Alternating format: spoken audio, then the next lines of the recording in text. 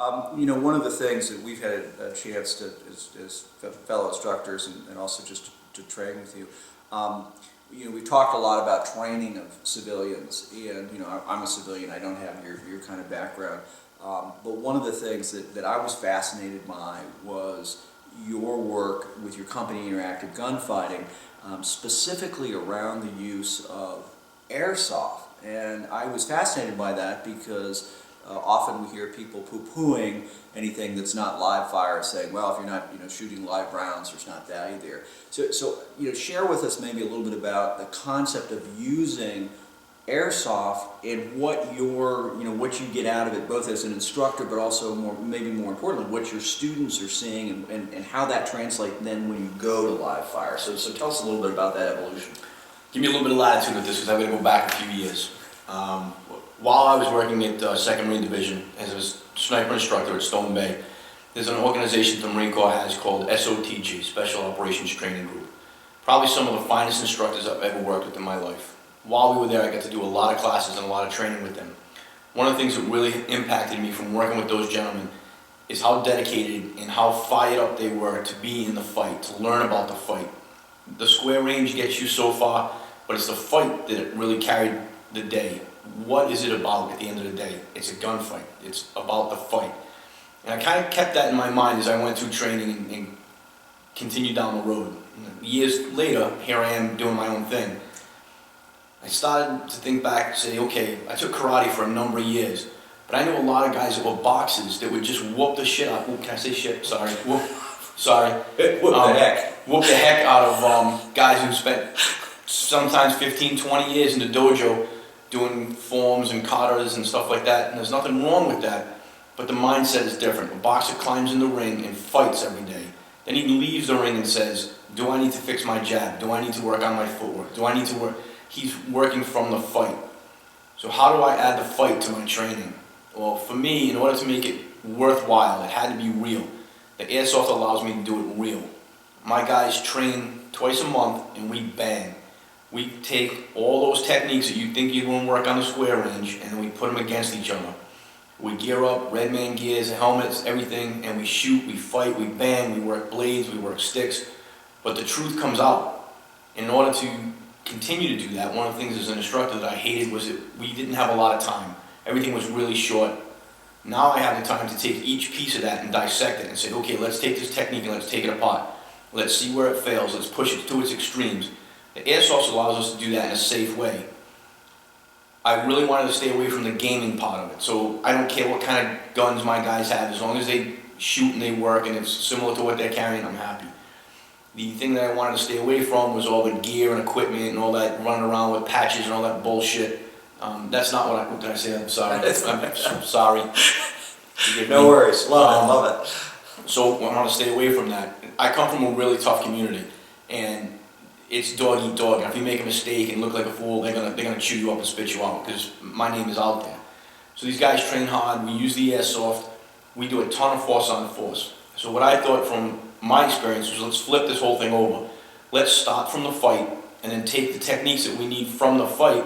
So if I have guys in a scenario where their movement is off, well, next week maybe we'll work movement. Then we go to the live range and then we try to get as close as we can to that movement or those drills that we pulled out of the fight.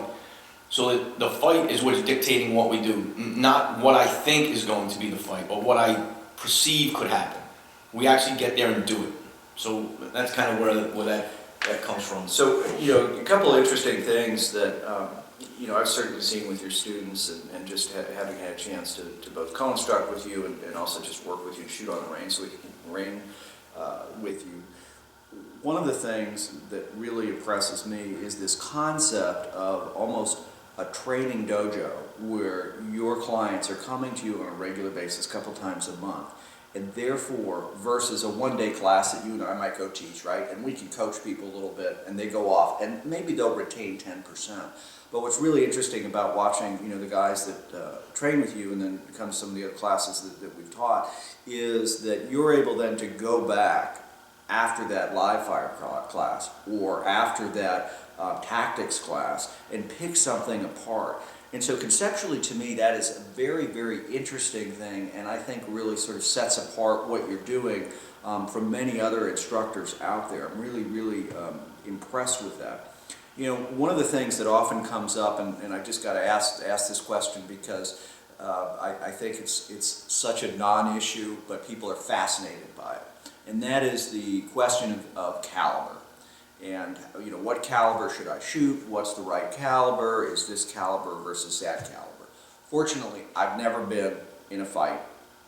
I've never had to shoot anyone. I've never had anyone shoot at me. I'm grateful for that. You, and I appreciate your service to our country, you've had to do some of that. So I'm really interested in what your perspective is in the fight, right? Not the ideal world. In the fight, you know, talk to me about caliber. I mean, is caliber the be-all, end-all deciding factor? I mean, what are your thoughts? Right, so again, and I'm not really polished, so this kind of comes out raw. Caliber, there's only one stop shot guarantees, and that's the USS New Jersey, or any other battleship they're on. That's the one shot stop. The rest of you fools out there, and I say that tongue-in-cheek because there's some great guys out there who will fight tooth and nail over this. It's not about caliber, it's about mindset. My mindset in the fight is to stop that threat. Now, regardless if it's a civilian, law enforcement, or military, the stadium may change, but the game is the same. It's to stop the threat. It's to stop the threat in an ambush. It's to stop the threat in a carjacking. It's to stop the threat in some kind of aggressive rape scenario. I'm stopping the threat. That mindset just supersedes caliber and anything that you want to choose. Now, granted, everybody has their whiz-bang favorites, and it's a 45 or a 9 or a plus P or whatever. I don't care, because if I run the gun dry, then I'm going to beat you with it. And if I break it, I'm going to grab something and smash your head with it. I'm going to eat your face off, or I'm going to do something to stop this fight. So as far as caliber goes, find one that you can run the gun manageably. Find one that allows you to shoot accurately. If you're shooting a 44 Magnum and you can't hit a bull in the ass with it, then it doesn't do any good for you. It's not about a showpiece or a trump card, or this is my ace of spades and I'm going to pull it when I need to. There's a lot of responsibility that comes with it, and it's the fight that carries the day, not the gun or the caliber or anything else. It's your mindset, and if you're going to survive or not survive. There's a lot of books being sold, and magazines being sold, and articles being sold, and guys being rock stars. Look, I don't want to be a rock star. I'm a student of this game. I hope for the rest of my life I can enjoy what I do. But as far as caliber goes, I mean, I have ones that I like. It's because it's in a gun that shoots well, and I can manage the recoil, and I can shoot it. But does that make it the all-round? No. My mindset is to continue to work to stop that threat. If it's a caliber and I hit him once and it stops it, awesome, easy day. If I have to put 3 mags and then look for somebody else's mags, hey, that's what happened that day. That's what it takes. And handgun, rifle, shotgun, it doesn't matter to me. It's all the same. So the 300 Blackout is now, you know, really hot. Is that the one-stop AR platform gun? Oh my God, what happened?